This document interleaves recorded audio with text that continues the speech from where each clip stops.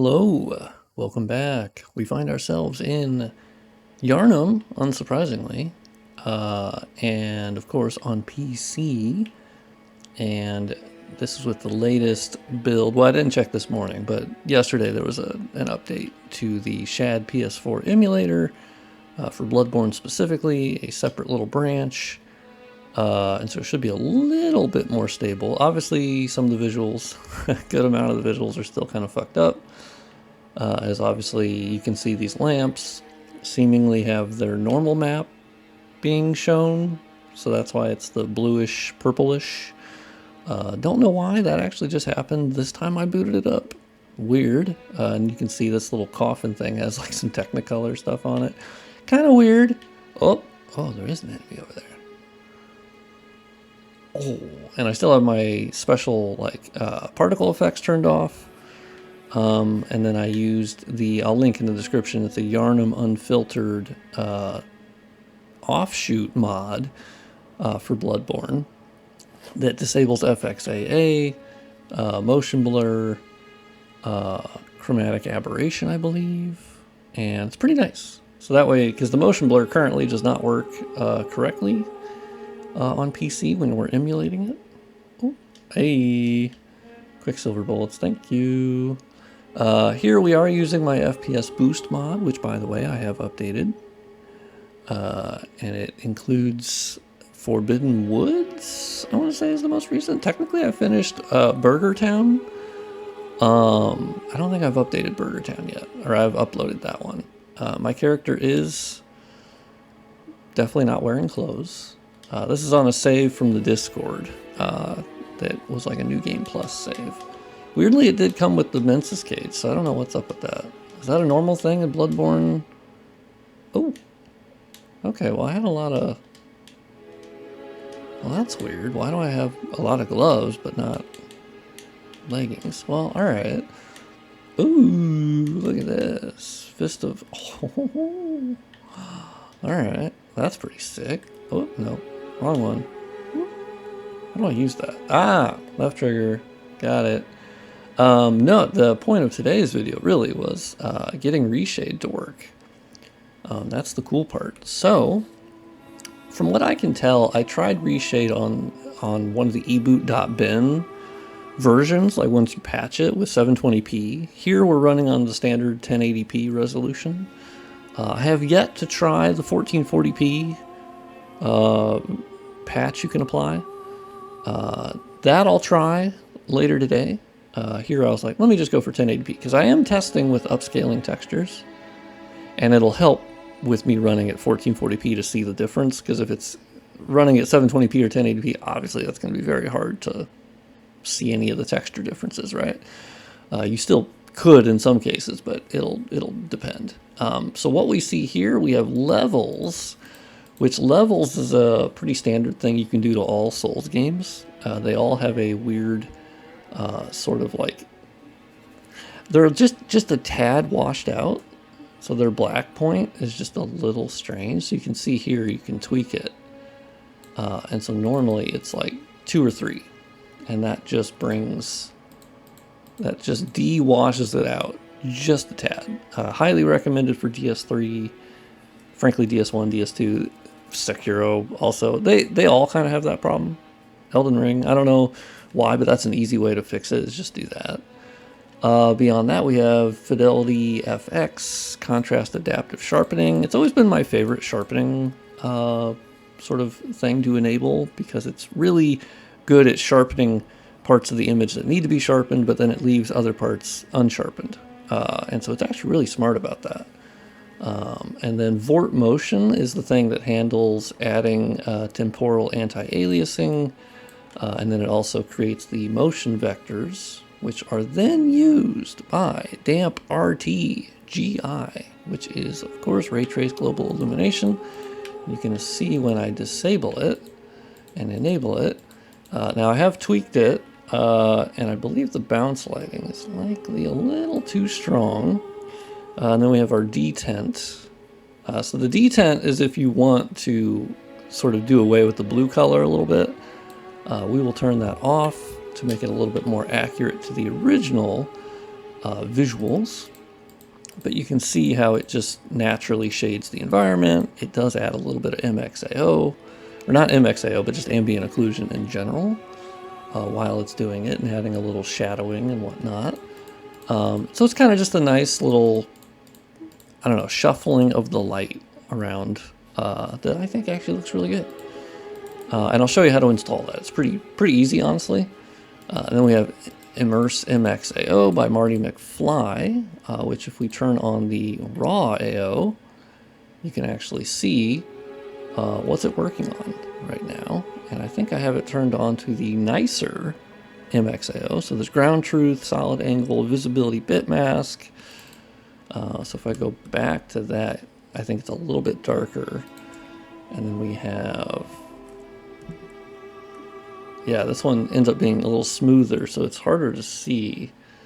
I'll crank up the AO. We got the filter radius up a bit. Yeah, if you turn off, you definitely want to turn on the increased radius with distance. It's very nice. Beyond that, this is sort of an optional thing, but I've always kind of liked it for how it affects the scene. As you've seen in some earlier videos, I've obviously talked about it. It's called Large Scale Perceptual Obscurance and Irradiance. And here it's not doing a whole lot, but you'll see it is darkening and brightening certain parts of the image. The default intensity, I think, is around 0.8. These are all tweakable, obviously. And so you'll see this one, it basically emphasizes the bright, I guess, I'm assuming that's the moon in some way, portion, and then it darkens the front because the light would be coming from behind it. So it sort of obscures the light. I think it's actually pretty cool. Now it can make certain areas a little too dark, so you can tweak the irradiance and the occlusion separately as well. But I don't know, I think it looks pretty sick. We're getting there. Like we don't have shadow casting, so you'll see my character's not casting a shadow. The good thing is I've been recording for like, you know, not that long, but before that I was playing as well, and it still hasn't crashed. You can also see we have a specular map working there. That's new. And I think the normal maps, yeah, have started working as well. So we're definitely getting some big rendering updates here. Getting spec maps and normal maps working is huge. I'm assuming the reflectance maps may have started working, maybe not, but definitely there's something going on with the normal maps right here. As for, now you can also enable depth of field, because I've also had that disabled in the actual game itself. Setting it up correctly through Reshade, there's many different depth of field shaders that you can use and get kind of a proper depth of field, but definitely personal preference, as I know a lot of people don't like depth of field, so the good thing is you can just not use it. Now, because we don't have point lights currently working, so like the lantern that would be on the character, yeah, that is definitely not working at the moment. Do I have it in my inventory? That's a good thing to check, actually. No, I don't think so. Ooh, I do have a Ken Coldblood. What the hell?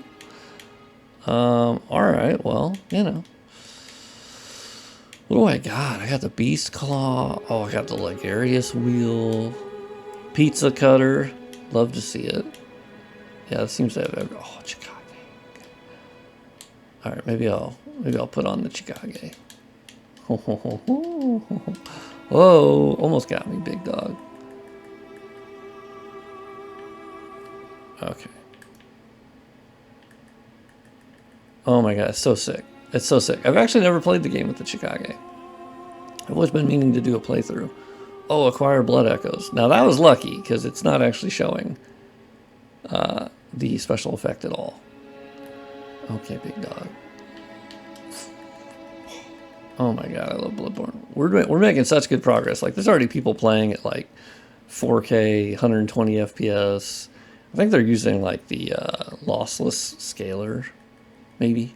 But hell, there's people out there with 4090s, so like it's not unbelievable or anything. I'm definitely going to be continuing my Bloodborne FPS boost mod, as it shouldn't actually take me that much longer to go through the areas. It's pretty quick. I also really enjoy it. It's just a lot of fun to remove foliage and whatnot. Okay, all right. Oh boy. Oh my god, so sick. Okay, well, I mean, I totally whiffed, but like, you saw the vision, right? Commenters, you saw the vision. Okay, you know what? I also have my HUD turned off, so I do not know. This is New Game Plus, so these guys are beefy as hell. I have beaten the game on New Game Plus, which means I should remember more things about New Game Plus, but I do not. Oh, shit. Okay, all right, let's go this way. I'm surprised it hasn't crashed yet. Also, if you want to know something really funny and embarrassing, last night I realized, on a whim, I booted up CPU-Z to look at my... I don't remember why I booted it up, quite honestly. I think it was about memory, because the emulator currently benefits a lot from having like 32 gigabytes of memory. I only have 16. But anyway, I was like, okay, let me look and see if it lists the type of memory. Or like more info so I can get the same exact type, because I know it's DDR4. I think it's 3200, but I was looking for like more info than that, of like the timings, the CAS latency or whatever. Anyway, I went there and turns out, and I was like, wait, I'm running in single channel mode? No, there's no way. How is that possible? Well, it turns out on this motherboard, unlike I think my previous one, the placement of the memory sticks, you have to offset them. So it's like in slot A1 and slot B1, not slot A1 and A2, because A1 and A2, apparently, it will not run in dual channel. And I was like, well, okay, fuck me. So yeah, I've been choking the life out of my Ryzen processor, because they're very memory hungry, memory bandwidth hungry specifically. And running in single channel mode, hilarious. I've also been completely like demolishing my gaming performance, which I haven't noticed because I guess I still am running at like 60 FPS. But I was just like, oh, you dumb bitch, you dumb bitch. Funny though. Oh, did we get a crash? Yeah, we got a crash. Okay, we're back after OBS had a bit of a fit there after Bloodborne crashed. Also, by the way, I'm using ReWASD or WASD to actually remap it for like PS4 remote play, and that makes it work with the emulator. I think there's a lot of free variants of remappers, but because I know ReWASD is like paid, so I do recommend. I know there's a lot of free remappers out there, but just in case anyone was curious, that's what I'm using. So if you want to install Reshade, pretty easy. So basically, you find your Shad PS4 installation. For me, I have a lot of them, but my most recent one is here, Shad PS4 Win64 QT, and I called it BB5. So inside that folder, basically, let's close that. I will run the Reshade installation, which I actually have two of them. One is the add-on variant, which is not usable online, and then that's the normal variant. The add-on one allows you to use add-ons like Rest, and a lot of different things that you can get past, like a shader toggler. Anyway, you can use either one. But basically, it does give you a warning. So when it asks you to pick a game, you simply go to that same Shad PS4 installation.